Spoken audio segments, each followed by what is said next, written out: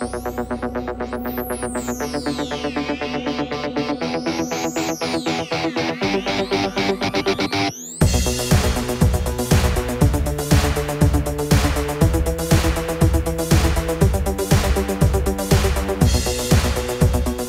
obrigado. Em primeiro lugar, eu agradeço o convite do professor Juarez Tavares, a quem me ligam laços profundos de amizade, de respeito intelectual e de influência intelectual, ao desembargador Sérgio Verani, quem eu tive ontem o prazer de cumprimentar, e na sua figura do desembargador Nilson Araújo da Cruz. E preciso dizer que é um prazer enorme estar ao lado do professor Geraldo Prado. A primeira vez que eu tive alguma participação pública na vida acadêmica, eu era monitor da Faculdade de Direito da UERJ, e o Centro Acadêmico organizou uma palestra, e os conferencistas eram o Dr. Augusto Thompson, o desembargador Sérgio Verani e o professor Geraldo Prado, de modo que é uma espécie de recordação para mim muito gratificante estar aqui ao seu lado. Bom, o meu tema é a culpabilidade ou proporcionalidade na teoria do Hassemer. Eu gostaria de começar com 3 cenas. A primeira cena é 1970, um artigo publicado por um ainda não professor catedrático Hassemer, em companhia de um colega chamado Eichheid. Esse artigo se chamava Pena sem Censura. E ele começava com algumas críticas ao princípio da culpabilidade, tal como concebido pela dogmática tradicional, como um juízo de censura frente ao autor. Essas críticas se resumiam no seguinte: em primeiro lugar, a liberdade de vontade não pode ser constatada pelo juiz no âmbito de um processo penal. Em segundo lugar, o sentimento de culpa não explica a culpabilidade penal. Em terceiro lugar, a culpabilidade pela personalidade ou pelo caráter, tal como defendida antes e ainda depois na doutrina alemã, não explica a culpabilidade e sofre de um ranço autoritário incompatível com o Estado de Direito. 4. Um juízo geral de poder atuar de outro modo, no sentido de uma acessibilidade normativa, recorre à figura do homem médio e é, por isso, também incompatível com o Estado de Direito e, de todo modo, não dá uma resposta coerente e correta que justificasse a censura como resultado de um processo penal. 5. A posição institucional do juiz não lhe dá legitimidade e poder para realizar este juízo de censura. Não existe uma relação de comunicação igual entre juiz e acusado, réu. Essa relação sempre será desigual. No processo penal, é necessária sempre a orientação de uma posição terceira, seja do legislador, seja da jurisprudência, e, sobretudo, quem orienta o processo penal é a lei penal e não a interação entre os participantes. Isto é assim, não apenas empiricamente, senão por necessidade estrutural e institucional.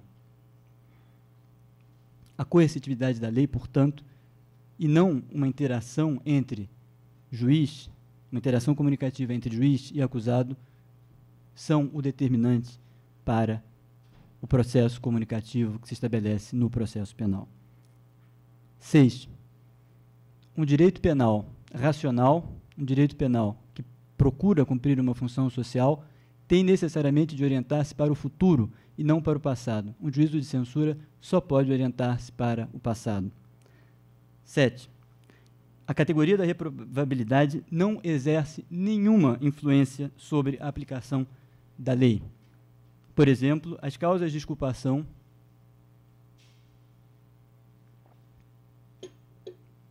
permanecem independentemente do juízo de reprovabilidade como uma disposição do legislador, uma disposição penal. Ou seja, não existe nenhuma razão especial para se acreditar, além da positividade da lei, que as pessoas que são exculpadas não seriam merecedoras de um juízo de censura. Um outro exemplo, ele diz expressamente, eles dizem, no caso dos autores, expressamente, se houvesse, de fato, um juízo de censura, e se esse juízo de censura se orientasse ao fato do sujeito, como é pretendido pela dogmática tradicional, no momento em que fosse constatado pelo processo penal de que esse juízo de censura é impossível em razão de um defeito psíquico do autor, não se deveria fazer nada com ele. Ou seja, o juízo de reprovação como fundamento da dogmática penal não pode nunca explicar as medidas de segurança. Quem vence na proposição da lei penal e na disposição do legislador são interesses político-criminais e não valorações ético-jurídicas. 8. A diferença entre pena e medida de segurança é uma mera diferença de etiquetas. Ambas são expressão de um poder do Estado, ambas são imposição de um mal ao condenado. Ele propõe, então, duas alternativas, ou melhor, ele não propõe, ele acredita que existem duas possíveis alternativas ao princípio da culpabilidade para manter-se fiel ao princípio da culpabilidade. A primeira dessas alternativas seria reconhecer o princípio da culpabilidade, tal como ele é concebido nessa herança metafísica, como identificando-se com um juízo de censura moral, e corrompê-lo ou relativizá-lo sempre que necessário por interesses político-criminais.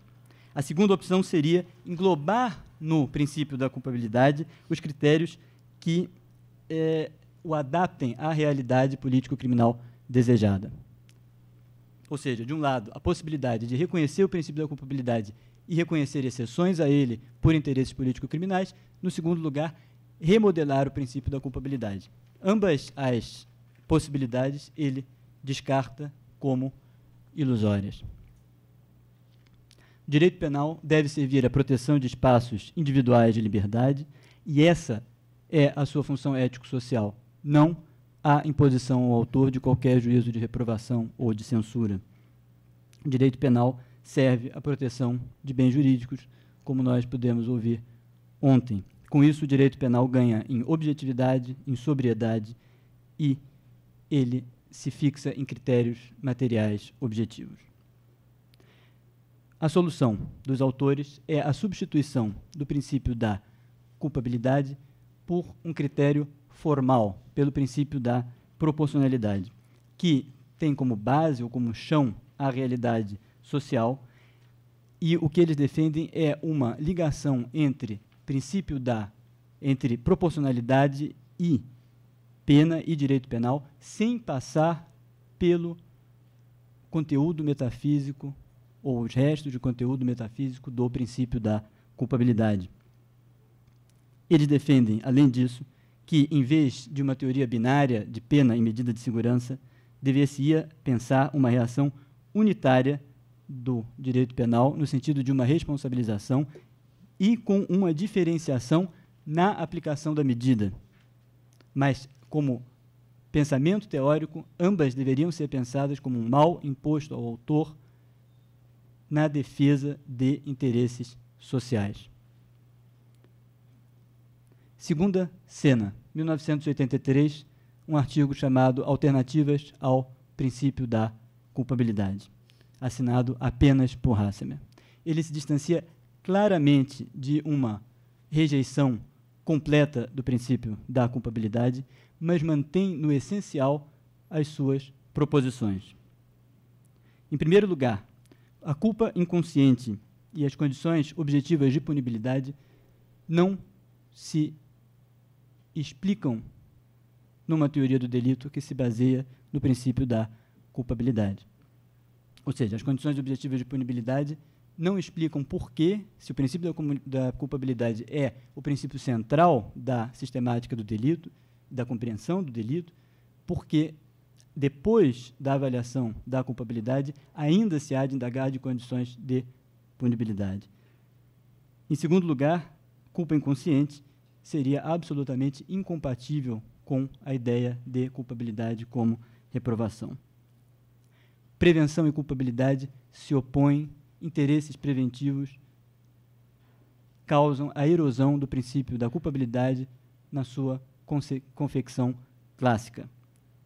O princípio da culpabilidade se mantém em vida, porém, porque ele atende a sobretudo a três funções essenciais. A primeira delas, ele permite a imputação subjetiva, ele permite que um determinado acontecimento externo seja ligado a uma pessoa. Em segundo lugar, ele impede que isso se dê passando por cima da pessoa, ele impede a imputação pelo mero resultado, ele impede a responsabilidade objetiva, tal como ela existiu em outros sistemas jurídicos e tal como ela é cogitada, muitas vezes, nas discussões públicas sobre o direito penal. Em terceiro lugar, ela permite diferenciar graus de participação interna do autor no fato, no evento externo. Sem uma categoria como a culpabilidade, não se pode diferenciar graus de responsabilização desde a culpa inconsciente, consciente, o dolo eventual e o dolo direto.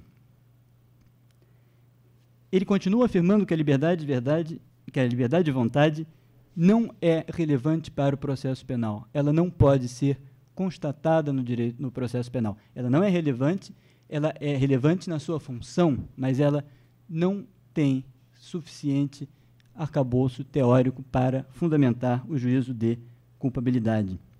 O máximo que o legislador pode fazer, e faz, sabiamente, é indicar os momentos de déficits nesta liberdade, as limitações materiais da liberdade do autor, quando ele exclui, ele prevê as causas de exclusão da culpabilidade. A comunicação cotidiana, que é utilizada como argumento para a manutenção de um juízo de censura, é também por ele descartada, no sentido de que, é claro que ela exerce uma influência sobre o processo penal, mas essa influência tem que ser sempre filtrada no sentido de instituições ou por instituições do Estado democrático de direito. Portanto, vida e comunicação cotidiana têm uma importância secundária na definição de culpabilidade. A manutenção da ideia de censura, e esta é a conclusão irônica a que ele chega, se dá por interesses de política criminal.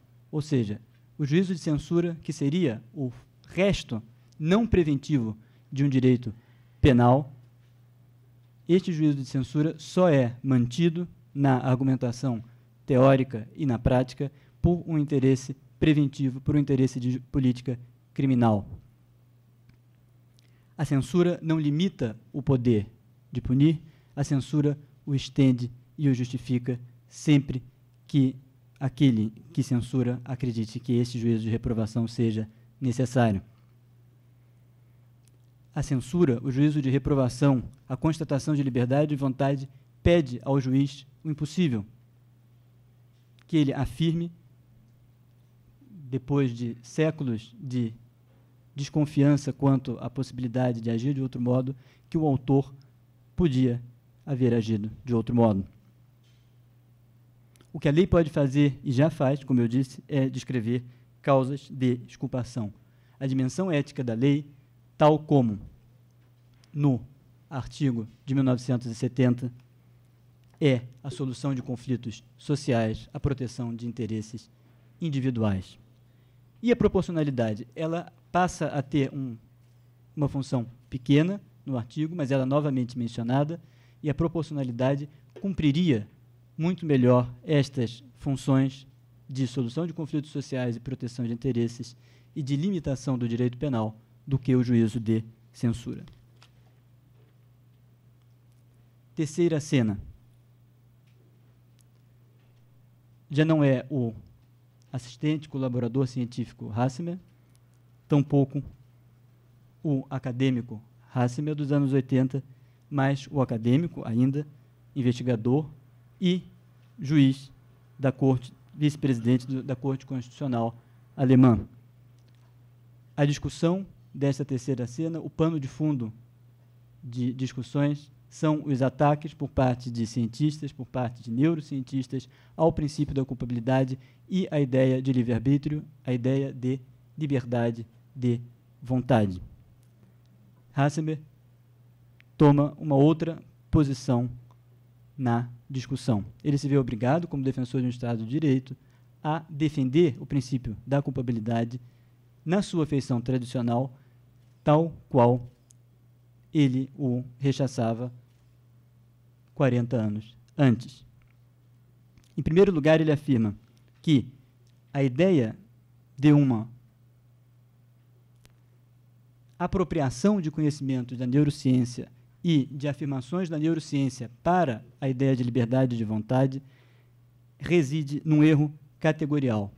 Cada ciência tem seus instrumentos, cada ciência tem as suas pretensões, cada ciência tem os seus limites teóricos.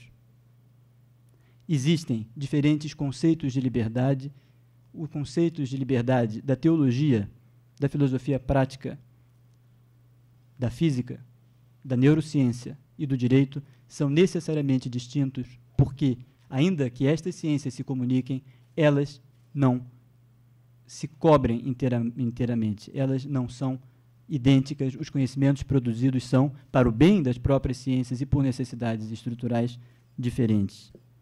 A imputação jurídico-penal baseada na ideia de culpabilidade e, é o que se poderia compreender no bojo dessa argumentação, na ideia de reprovação, a imputação jurídico-penal tem dois interesses fundamentais. Preservar o princípio da pessoalidade, eu não digo personalidade para não confundir com direito penal intertemporal, o princípio da pessoalidade, ou seja, que se trata de pessoas que cometem crimes e são feitas responsáveis por esses crimes no contexto de um processo social de atribuição de responsabilidade e para preservar, no contexto da afirmação deste princípio da pessoalidade, para afirmar a dignidade da pessoa humana. A responsabilidade objetiva viola o princípio da dignidade da pessoa humana, da pessoa como centro de decisões.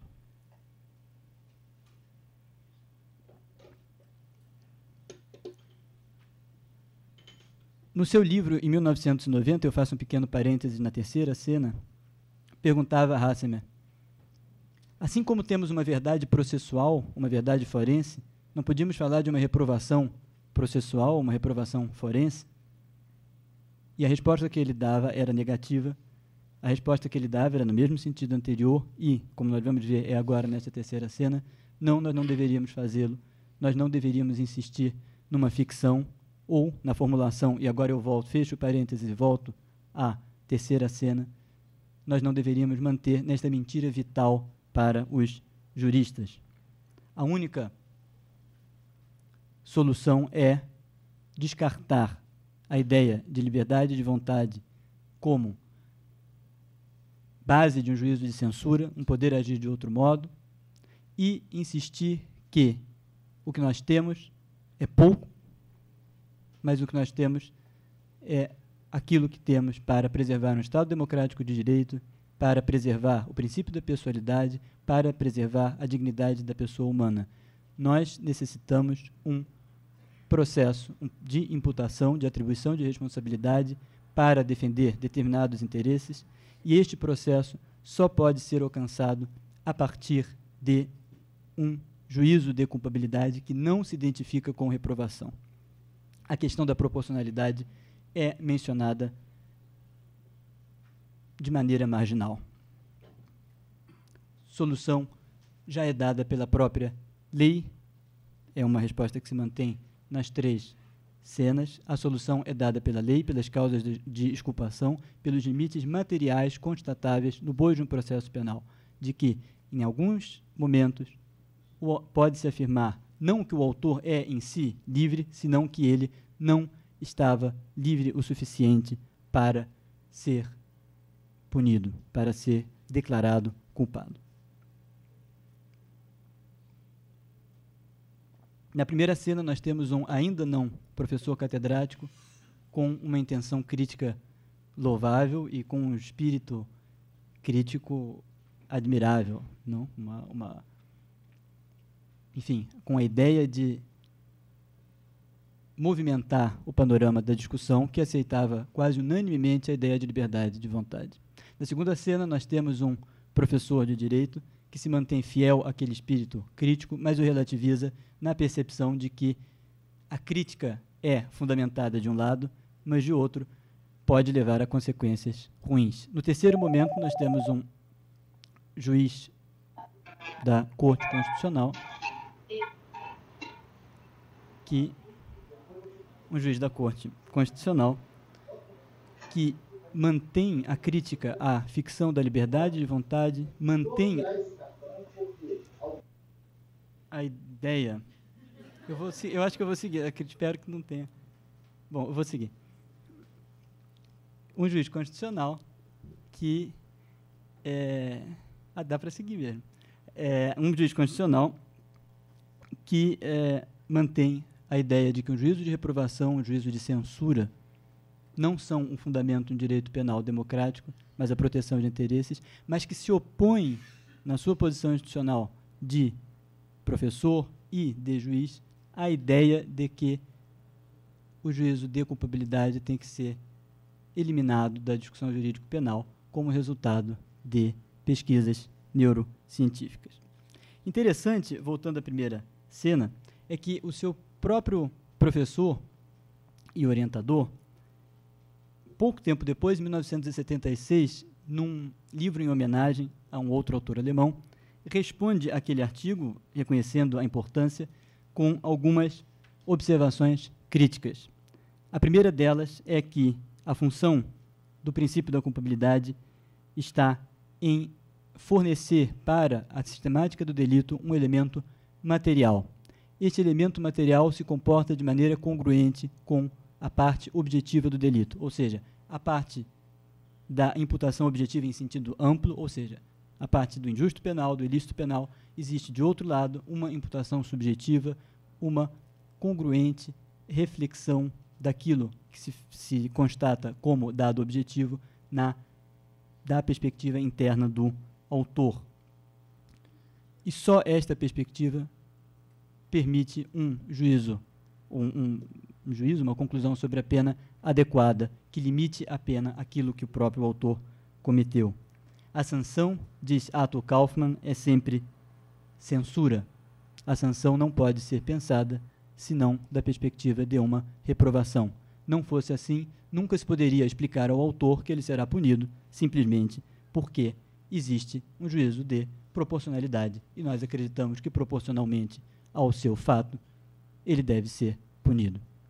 O próprio condenado só pode compreender o juízo de condenação e a razão pela qual ele vai cumprir uma pena, porque ele sabe que a sua conduta foi negativamente valorada, porque ele sabe que a sua conduta foi censurada.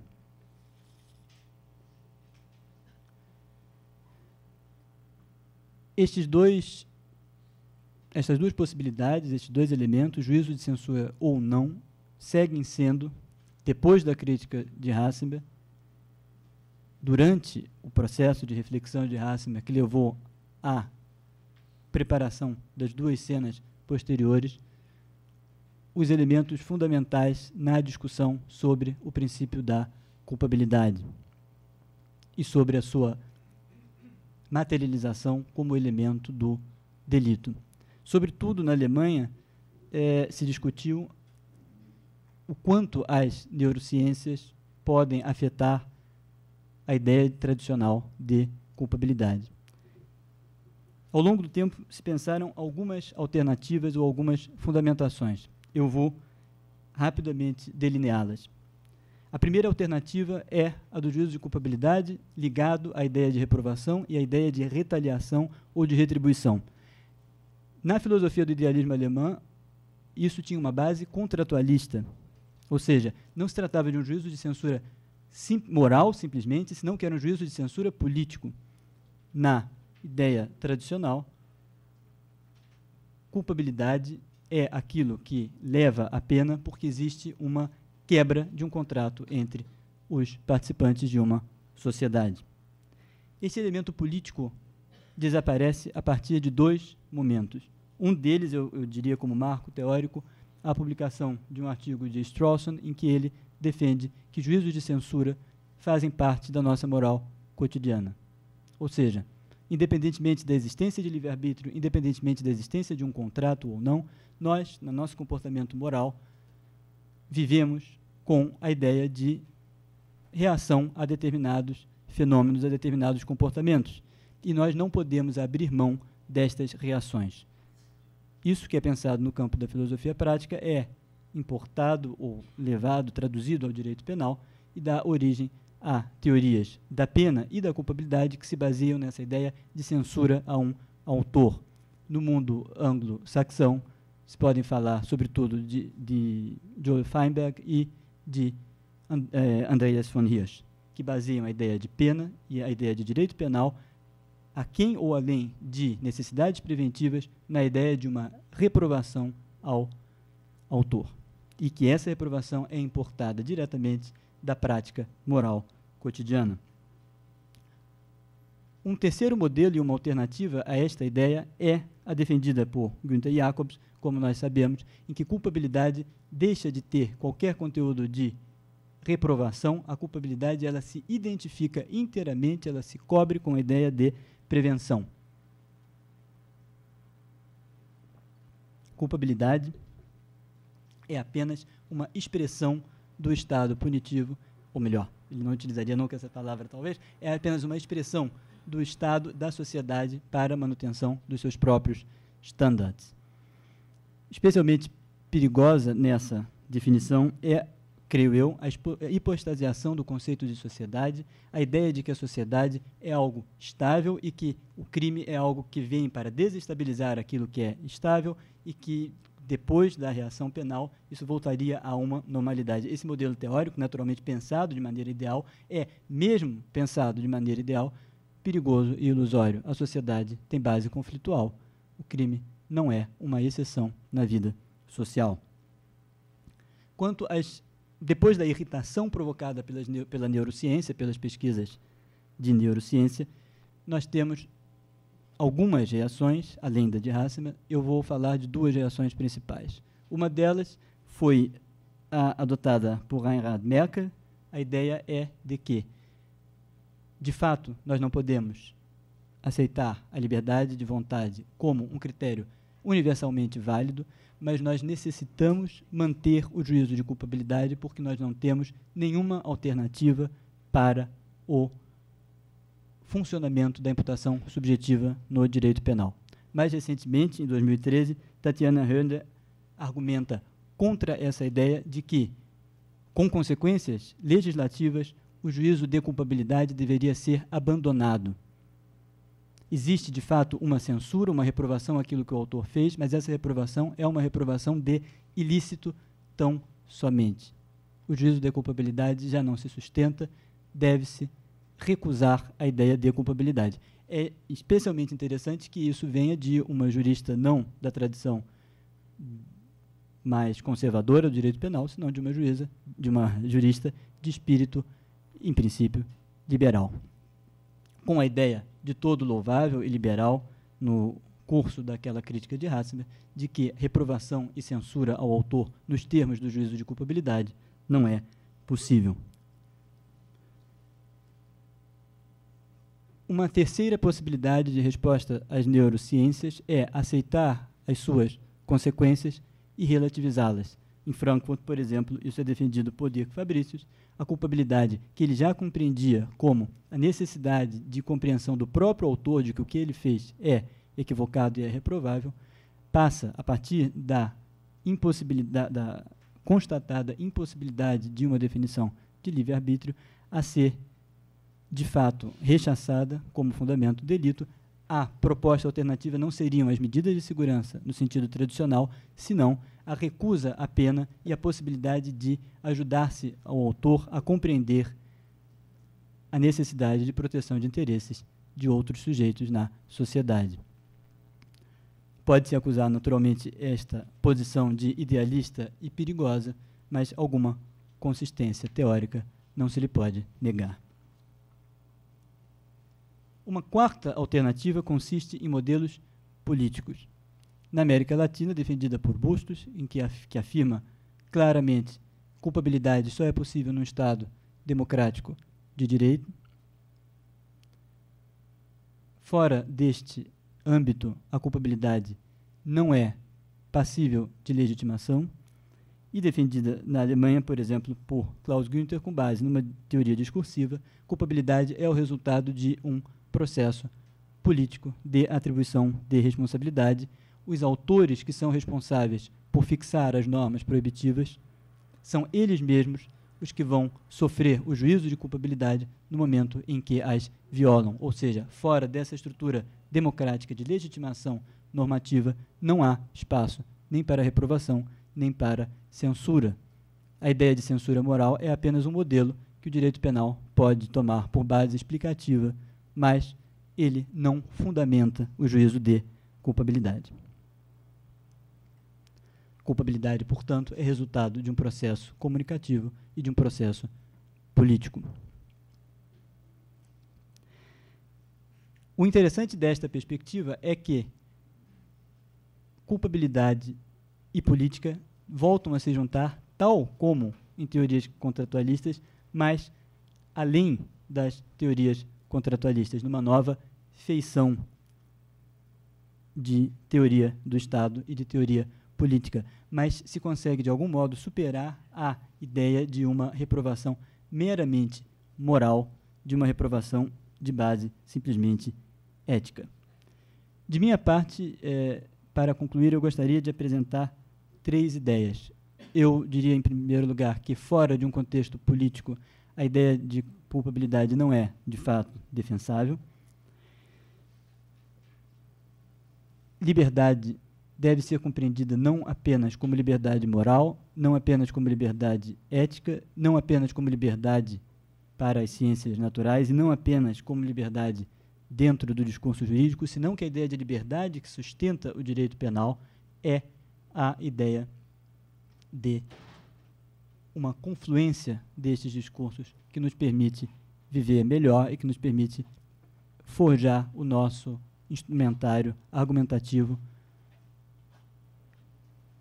e nos permite realizar, materializar um processo de imputação subjetiva. A segunda ideia é que este processo não, ou seja, o direito penal, o poder punitivo, não necessita da nossa ajuda.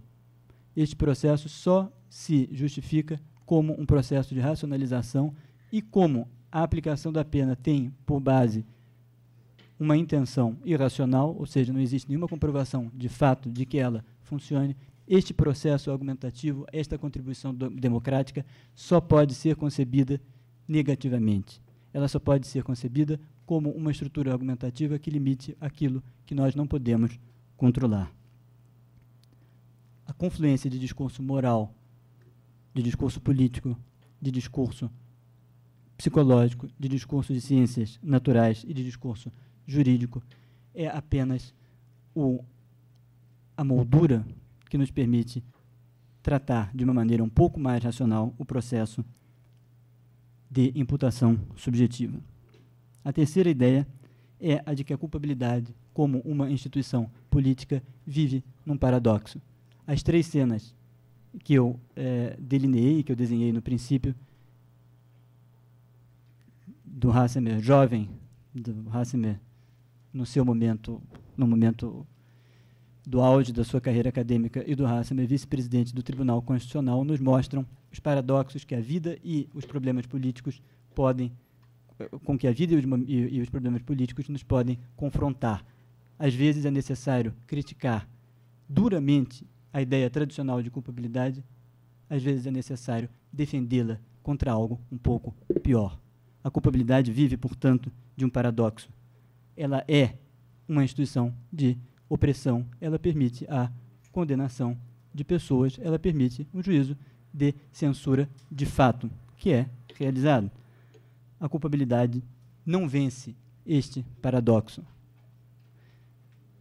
Sempre se recorre à liberdade para cada vez mais mitigá-la.